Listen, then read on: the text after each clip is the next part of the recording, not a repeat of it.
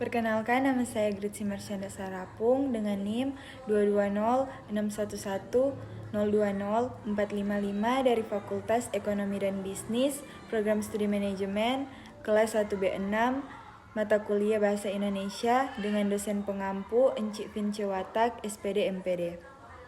Salam literasi. Saat ini saya akan mempresentasikan bab 1 tentang sejarah, kedudukan, dan fungsi bahasa Indonesia. Kita masuk pada bagian A, yaitu sejarah bahasa Indonesia.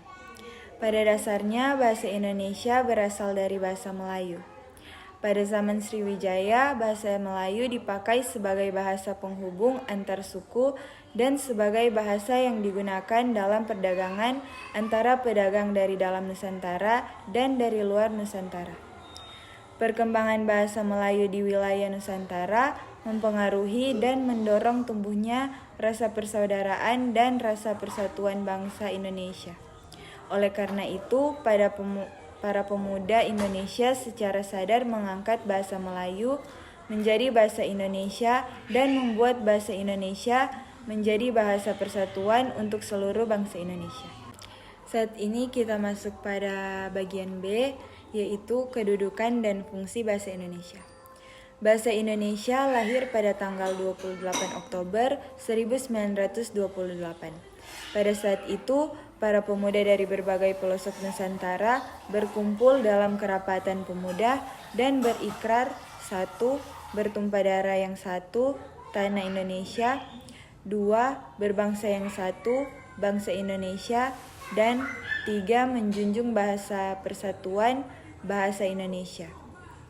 Ikrar para pemuda ini dikenal dengan nama Sumpah Pemuda. Bahasa Indonesia dinyatakan kedudukannya sebagai bahasa negara pada tanggal 18 Agustus 1945. Karena pada saat itu Undang-Undang Dasar 1945 disahkan sebagai Undang-Undang Dasar Negara Republik Indonesia. Bahasa-bahasa di Indonesia dikelompokkan menjadi 3, yaitu 1. Bahasa persatuan dan bahasa negara. Sebagai bahasa persatuan, bahasa Indonesia menjadi pemersatu suku, ras, dan antar golongan bagi seluruh masyarakat, mulai dari Sabang sampai Merauke.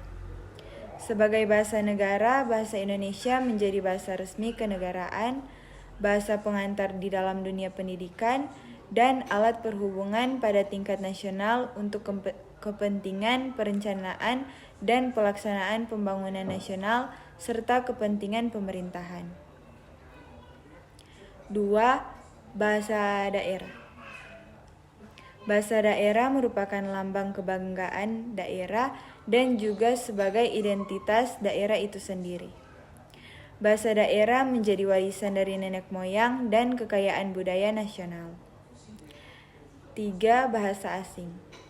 Bahasa asing berfungsi sebagai alat perhubungan antar bangsa dan sarana pemanfaatan ilmu pengetahuan teknologi modern untuk pembangunan nasional.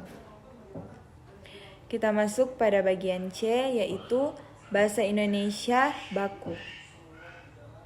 Bahasa Indonesia Baku adalah salah satu jenis bahasa Indonesia yang ada atau bisa disebut bahasa yang baik dan benar. Ciri-ciri bahasa Indonesia Baku yaitu 1. Memiliki keunggulan wilayah dan waktu penggunaan.